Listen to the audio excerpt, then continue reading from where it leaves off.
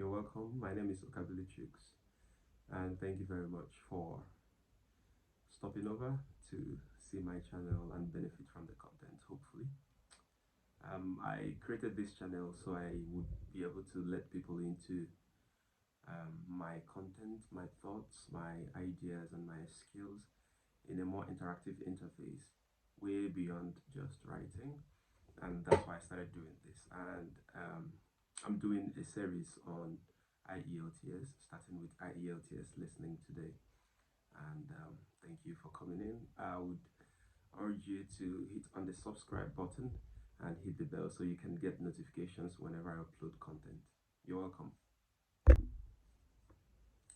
Ielts listening is one out of the four components of Ielts, and the purpose of Ielts listening is to establish that you won't struggle to understand and um, pick out the main points from conversations between traditional English speakers. So, for instance, if you're angling to travel abroad to study in an English speaking country, say, for instance, Canada, the US, the UK, Australia, and so on and so forth, New Zealand as well, they want to make sure that you won't struggle to understand English in any of these countries. And regardless that you come from an English speaking country officially, there are differences in accents, okay, and so many aspects of spoken English that might create challenges between you and the traditional English speakers, and they want to establish that you're able to, at the basic level, understand spoken English and not struggle to communicate. So IELTS listening is divided into basically four areas. So I'm not going to explain all that because it doesn't matter much. If you have the skills, whatever is presented to you, you'll be able to ace it. So I'm not going to waste your time to explain all that. So the exam is going to come in four levels, just know that. And it's going to last for a total of 40 minutes. 30 minutes is for the actual exam, and 10 minutes is just the amount of time apportioned to you to transfer your results from the question paper to the actual answer booklet. So for the 30 minutes, you would be given 40 questions, and you'll be given a headset. Attention is very important in this test, in IELTS listening test. You need to pay rapt attention to what you're listening to.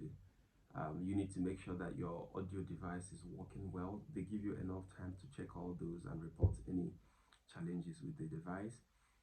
They play music before the exam starts, so you need to be very careful and know when to tune off from the music and focus on your exam. All right. I remember when I wrote IELTS General, they were playing a tune that I'm very familiar with, and I was just jamming to that. And when the exam started, it took me a couple of seconds to migrate from that music world into the actual test scenario. So I almost struggled, but I was quite lucky. So I don't want you to experience that. So pay attention, make sure your device is working well, and listen carefully to the conversation, so you'd be able to identify your answers when you hear them. To enable you do well in IELTS listening, you need to be able to identify synonyms or to use synonyms. And what I mean is, you would not always hear your answers exactly the way they are. So say for instance, if you are given a range of words and you're given specific instructions, or you are not expected to answer in more than two words, for instance, you might not hear exactly those words. You might be given the options of those words, but you need to pay attention to hear something as close to the answer as possible, and you'll be able to know that due to your ability to understand synonyms, apply synonyms. So you need to be very careful. That's why you need to pay very, very, very good attention, because you're not listening for exact words, but you're listening for synonyms as well. So you need to forget about everything else going on around you and just focus on this exam. You are not expected to communicate with other candidates, and it's not even a good idea. If you have questions, you ask the examiners themselves, the British Council staff, or whoever is administering the exam in person to you. but don't communicate with other people. It will cause distraction, and it might be counted as cheating. So I'm going to walk you through a handful of tips and strategies to help you do well in the exam. At least to make a good, anything between 7 and 9 should do, uh, for whatever purpose you are sitting for the IELTS. So I'll walk you through some tips and strategies, and then we'll do a practice. So we'll go through maybe 3 to 5 questions, so you'll be able to apply the tips and strategies in real time, and have a feel of the information, and then you can practice on your own and practice on over a wider period of time, and more number of questions, so you can get good at it and get more comfortable and build your confidence. In IELTS listening, the recording is going to be played once, not more than once. So you have to practice and target to be able to listen to a whole IELTS listening test, listening to it only once and scoring yourself. That's how you know. That's how you have an idea of how you could perform in the actual exam scenario. So yeah, the recording is going to be played only once. That's one. Two, you need to practice to be able to multitask, because you're going to be listening to a recording that will be played only once and writing down answers in a rough sheet per se.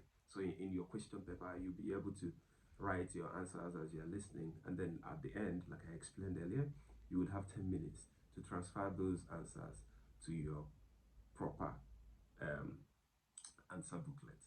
So learn how to multitask, understand that you're going to listen to that once. Okay, also make time to, during your studying, make time to practice to transfer 40 answers into the original answer booklet within 10 minutes. You won't have more than 10 minutes to do this.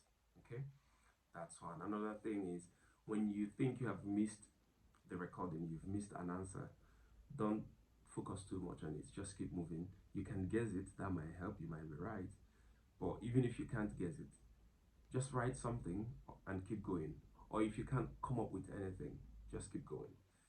The longer you wait to figure out something you've already missed, the more likely you will miss what is ongoing. Remember, the recording is not going to stop and wait for you. It's very advisable to write your answers using a pencil, so you can make corrections whenever you want to. Also, you are permitted to write your answers either in capital letters or small letters, or a combination of both. But for accuracy, it is safer to write in capital letters. Okay? And also, spelling is very crucial. If you miss the spelling, you got the answer correct, you got the word right, but you missed the spelling, well, the markers are going to assume that you didn't get the question right, you didn't get the answer right. Okay, if the word is right, say for instance the answer is banana, but then you wrote two ends together at any point, well, that is wrong, and you have missed the point totally, even though you know that it's banana. So spelling is very important.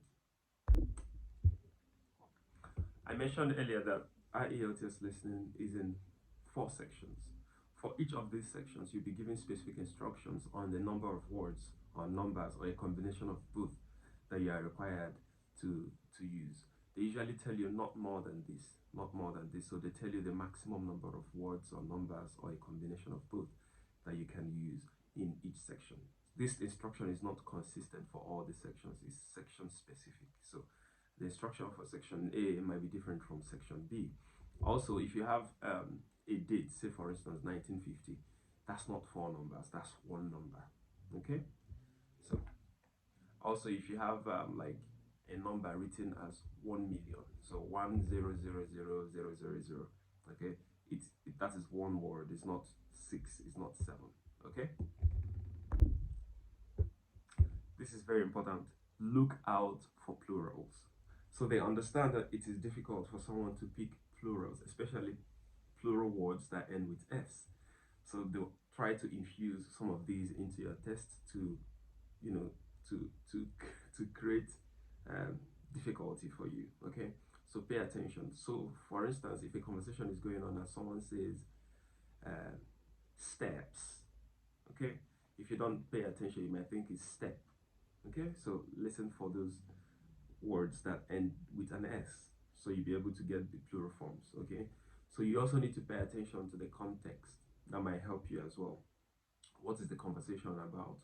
And then you can put two and two together from the context, especially when you miss something in the conversation. You can just, due to your understanding of the context, put two and two together and be able to get the answer. Now that's when you are guessing. Okay. Other than that, don't take the conversation too deeply. It doesn't mean anything beyond what it means on face value. Okay. In IELTS exam, you don't need. It's not deep. Okay. It's just they are testing your ability to understand and communicate in English. Okay.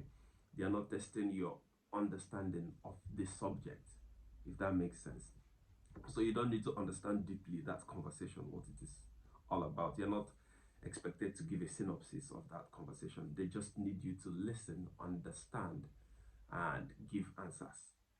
And those answers do not go beyond the surface of that conversation. It's exactly from what they're saying. The only difference is that you might not be using or required to use the exact words, but it doesn't go beyond what that conversation provides on face value. Okay. You also need to understand that sometimes answers may come very quickly. There are times when maybe two to three answers can come in a space of 15 seconds, so you need to follow closely. Okay. Also, some answers might change on the go. Say, for instance, if a conversation is going on between two friends and they're trying to book a movie date, and maybe one of them says, "Oh, I would like us to go for the movies by 7 o'clock," and the other person says, "Yes, I'm available by 7 o'clock." And then in the next few seconds, you might hear something like, "Oh, actually, I have a music uh, a music rehearsal to attend by 7 o'clock. Could we reschedule the movie date to maybe 8:30?" And the other person says, "Yeah, I'm fine with 8:30." So the answer would be the final answer in that case. It would be 8:30 and not 7 or 7:30. Okay. IELTS listening, when teaching it, is difficult without um, trying out exercises. That's when it makes more sense to people. So when you are doing a practice together with the students, they can have a grasp really of what you've been explaining. They'll make the mistakes and then they'll learn from it. So we're going to do some exercises, three to five or more, as time allows me in this session. Okay, so we're going to try an exercise, and then I can just show you practically what I've been talking about. The answers and the questions in IELTS listening, they come in sequence. So it will do you a lot of good to listen while reading the questions. So if you have numbers one to five questions, before the recording starts, keep your eyes on number one. So the answers will come in that order. So that will help you to follow through with what you're listening to and supply your answers on the go. So you don't need to be pacing your eyes. You have about, I think, 20 to 30 seconds to read the instructions and just glance through the questions themselves before the recording starts playing for each section. So use that time also to just glance through the questions quickly and stay on number one until the recording starts. You will hear a number of different recordings, and you will have to answer questions on what you hear. There will be time for you to read the instructions and questions, and you will have a chance to check your work. All the recordings will be played once only. The test is in 4 sections. At the end of the test, you will be given 10 minutes to transfer your answers to an answer sheet. Now turn to section 1. Section 1. You will hear a telephone conversation between a passenger and an official at the Land Transport Information Service at Toronto Airport. First, you have some time to look at questions 1 to 5. So they give you 30 seconds to look at the questions and understand the instruction. The instruction says complete notes below. Write no more than 3 words. So read the questions very quickly. Distance 149 miles. Car hire. Don't want to drive. Blah blah blah and blah. And then stay on one.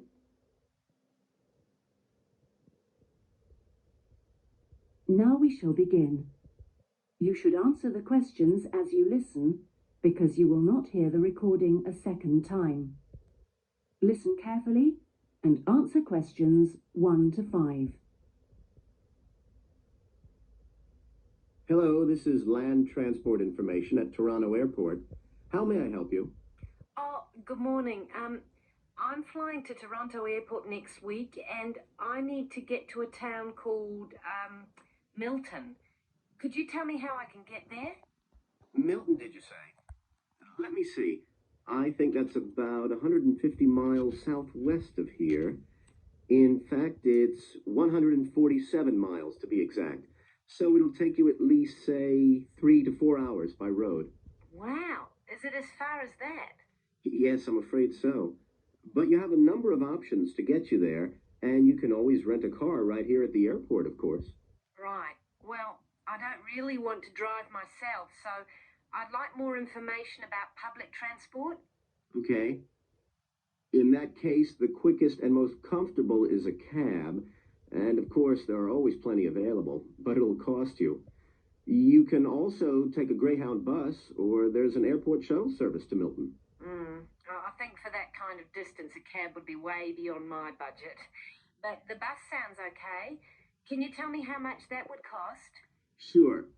Let's see, that would be $15 one way, or $27.50 return. That's on the Greyhound. Oh, that's quite cheap. Great. Whereabouts does it stop in Milton? It goes directly from the airport here to the city center, and it's pretty fast. But you have to bear in mind that there is only one departure a day, so it depends what time your flight gets in. Oh, of course. Hang on. I'll be due to get there at 11:30 a.m. Too bad.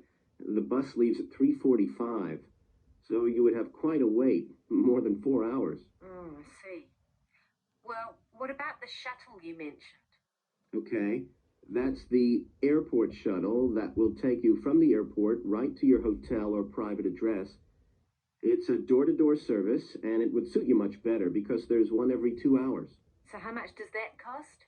Let's see.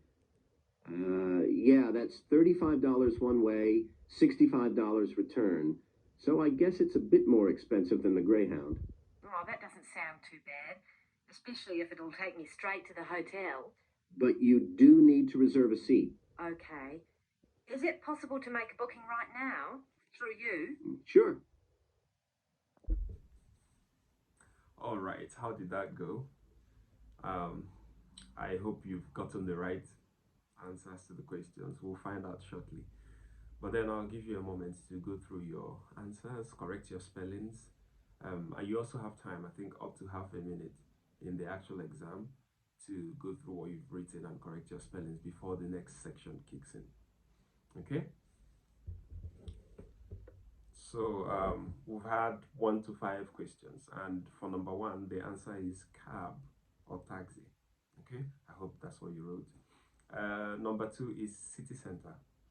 Now I'm sure you know the spelling of city, but what about center? Because there are 2 types of centers. Okay, in this question, the correct one is CENTRE.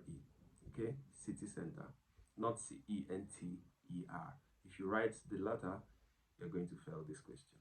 Okay, number 3 is wait, long waits or long wait time. Okay, number 4 is door to door. Remember, you have maximum of 3 words for this section, so you can write door to door, which is three words. Okay, and number 5 is reserve or reserve a seat. So remember, you have the liberty to write up to 3 words, so you can write reserve a seat or you can just write reserve.